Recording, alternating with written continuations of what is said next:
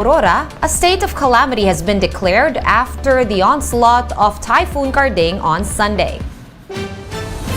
And the Sierra Madre mountain range goes viral online as netizens open up discussions on its importance in shielding the country against strong typhoons.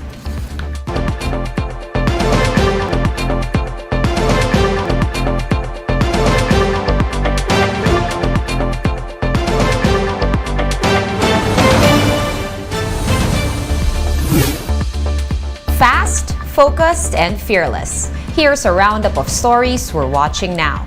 I'm Sean Yao. Residents in Dingalan, Aurora braced for Typhoon Karding after it made a second landfall in their area. Jenny Dongon with the story. The town of Dingalan in Aurora was one of the first areas to feel the wrath of then Super Typhoon Karding. Big waves were seen as early as Sunday afternoon. Our news team was able to catch fishermen tethering their boats, a crucial precautionary measure whenever there are storms.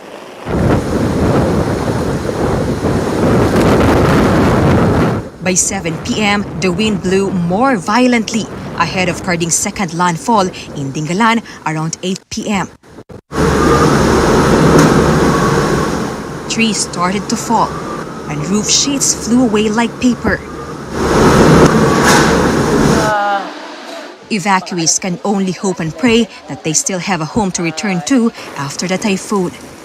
Yung lakas, grabe. Iba ito. Ina-expect namin na wala na kaming mauwian na naman bahay. Nananalangin kami na sana huminto na.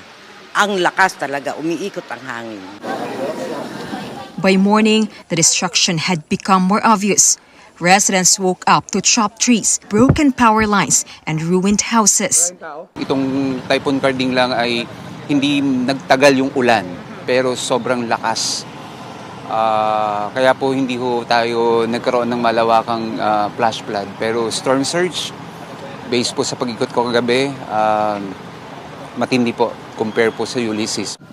8 of 11 barangays were affected, prompting the government to declare a state of calamity. Infrastructure damage is pegged at around 900 million pesos. So far, the town has 0 casualties, as forced evacuation were conducted the day before. As of now, there's no supply of electricity in the whole Aurora province. Authorities say it may take at least a month to fully recover.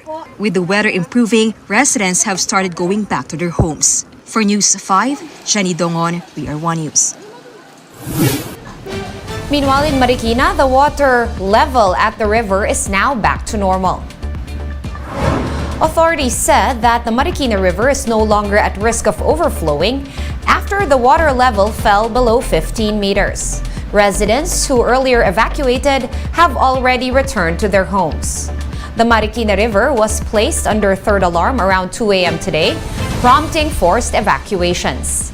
City officials said no casualties have been reported so far. We're going to pause for a quick break, but we will be back with more stories after that. Stay with us here on One News.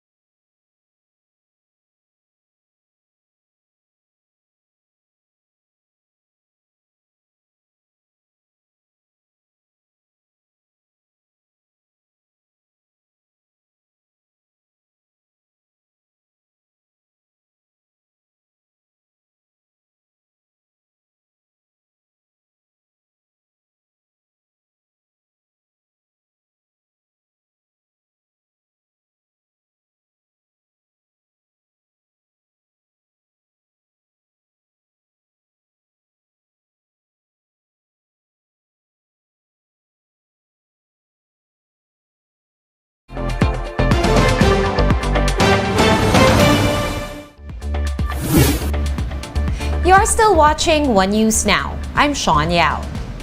5 are reported dead in Bulacan after the onslaught of Typhoon Carding. To tell us more about what happened, we have Mon Gualvez reporting to us live from on the ground. Mon, what happened there?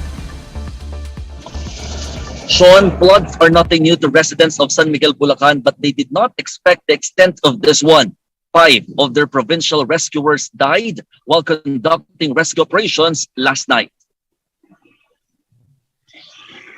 Many roads were submerged in floodwaters in San Miguel after Typhoon Carding. Some residents chose to spend the night along the main highway instead of the evacuation center. They said that the rains lasted for 3 hours straight, flooding their homes. The floods reached about 5 feet, submerging most of San Miguel underwater. This morning, the damage from the typhoon's onslaught became more prominent. Aside from houses, the remains of 5 rescuers still on their life vests were recovered. They are members of the provincial rescue team who died after responding to residents trapped in flood. Based on initial investigation, their boat capsized upon entering Barangay Camias due to the strong current. Residents say that the rescuers may not have been familiar to the barangay. San Miguel Mayor Roderick Yongson has asked for an autopsy to determine the real cause of death of the rescuers. San Miguel serves as a catch basin of water from the town of Doña Remedios, Trinidad, and the mountains of Sierra Madre. Aside from that, dams near the area have released water, but the LGU is blaming quarrying for the flash flood. Sean, at this moment, some parts of San Miguel, Bulacan remain flooded. It is expected to subside by tomorrow morning if weather conditions improve here in San Miguel and even in nearby towns. Sean? All right, thank you so much for that update from Bulacan. That was Mon Gualvez of News 5. Thank you, Mon. And President Bongbong Marcos led an aerial inspection of typhoon-affected areas today. He also commended the preparations made ahead of Carding's landfall. Maricel Halili with the report. This is what parts of central Luzon look like from above in the aftermath of Typhoon Carding. President Bongbong Marcos on Monday led the aerial inspection over Bulacan, Nueva Ecija, and Tarlac. Before this, agencies briefed him of the situation. President Marcos said agencies should ensure coordination among dam managements in releasing water. Bantayan niyo na mabuti. We don't want that incident to happen na sabay-sabay na nagbitaw, hindi nag-warning sa mga affected areas na magbibitaw ng tubig. Kaya nagka-problema. The Interior Department reported that over 19,000 families evacuated to schools and other temporary shelters. Because of this, Social Welfare Secretary Erwin Tulfo said it's time that each municipality have its own designated evacuation center. Why do you say that hindi na pwede? Kasi sir, pag maganda na ang panahon, may araw nandoon pa rin po yung mga evacuees na nasira ang bahay nila. So hindi po yung mga estudyante magsisiksikan sa ibang classrooms. In Nueva Ecija, some health facilities suffered minor damage, prompting concerns on the status of COVID-19 vaccine supply. What we are really watching out for right now would be the power interruptions because of our vaccine storage for COVID-19. So we already have pre-positioned our generators in Nueva Ecija so that we can maintain the storage. Meanwhile, power supply has yet to be fully restored in Nueva Ecija and Aurora, according to the Energy Department. Some areas in Tarlac, Zambales, Pampanga, and Quezon Province are also having problems with power supply. For its part, the DICT said lines are up in some areas except in parts of Ilocos Norte and Quezon. Despite the impact of Typhoon Carding, the president believes that things could have gotten a lot worse. I think that we may have gotten lucky at least this time, a little bit. You might think that we overdid it. There's no such thing as overkill when it comes to disasters. So tama ito. You put everything in place and kahit mabuti na yung sobra kaysa sa kulang. For News 5, Maricel Halili, we are One News. And Typhoon Carding has intensified slightly while crossing the Philippine Sea. The typhoon was last spotted by Pag-asa 425 kilometers west of Dagupan City in Pangasinan. It is still packing wind speeds of up to 170 kilometers per hour.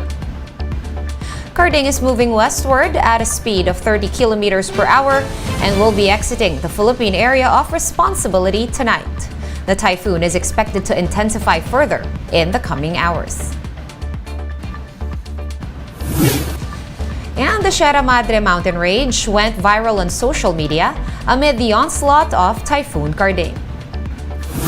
The hashtag Save Sierra Madre is currently trending online. Coincidentally, today is also Save Sierra Madre Day, as declared by a presidential proclamation back in 2012. Several users emphasized the role of the country's longest mountain range in tempering typhoons. Others called to boycott the China-backed Kaliwa Dam project for its negative impact on the environment and indigenous communities. And for more updates, visit News 5, The Philippine Star, and Business World online. Visit our website, onenews.ph, for more in-depth analysis. You can also catch One News on Signal Play. Register for a free account at www.signalplay.com and stream One News live anytime, anywhere. I am Sean Yao. We are One News.